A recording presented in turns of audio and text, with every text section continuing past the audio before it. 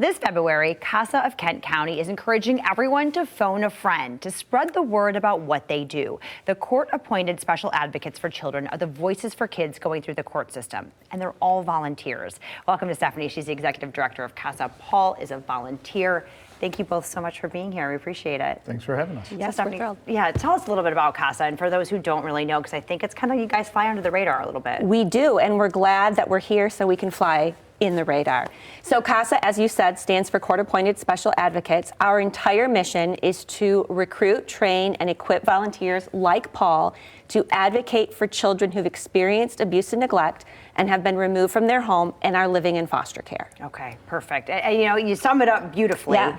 But what exactly does that look like? So when a child is removed from their home, they become part of two systems in our community, the child welfare system and the judicial system. Those are difficult systems for a child and a family to navigate. And so judges or other stakeholders in a case will reach out to us and just say, we want additional help for this child or family.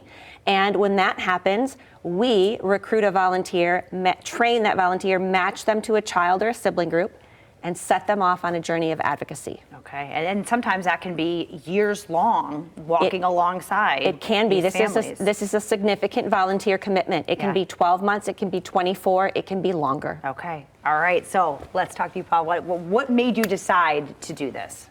Well, the need. The first time I was invited to a CASA event, I was immediately hooked. Yeah. The mission is so important. It's a program that has an impact, and so it didn't take long for me to have an interest in it, but it took me a while to get to the point of being able to volunteer. Yeah, there's some training involved.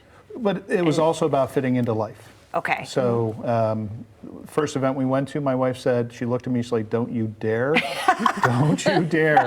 take on one more commitment. And at that point, it just didn't fit. Sure. But a couple of years later, it did when she said, let's do it together. Okay. All right. And so talk to us about how that's been for you. How it's given back to you, right? Well, it's a great experience. It takes one to the inside of a system that you hear about but you don't know about, and you get to see firsthand the people that are involved, and it's all about the kids. Yeah. It should always be about the kids. Too often the process and the bureaucracy gets in the way, and so you get to collect information and be the eyes and the ears for the court and for the judges. What's in the best interest of the kids? Wonderful. And so, you know, obviously, like you said, when you first were introduced, this wasn't the right time. Talk about to our viewers, you know, why they need to maybe look into this, be introduced to CASA, you know, talk about the process and kind of, you know, the importance of what you're doing. There's so many kids that get lost and trapped in the system and don't have a voice for themselves.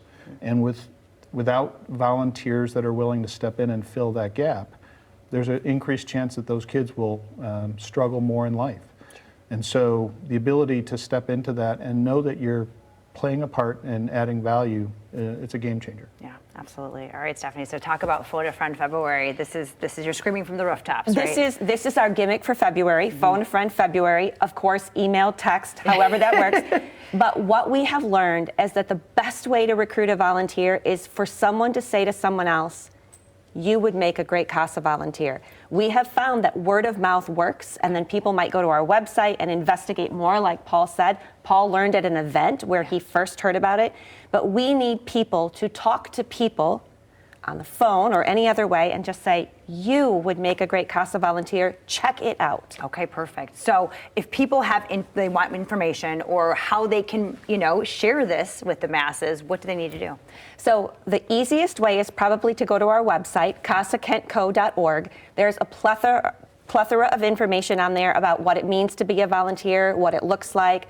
Tons of information. We also have an events calendar that will give you some ways that you can learn more, an info session, a mixer.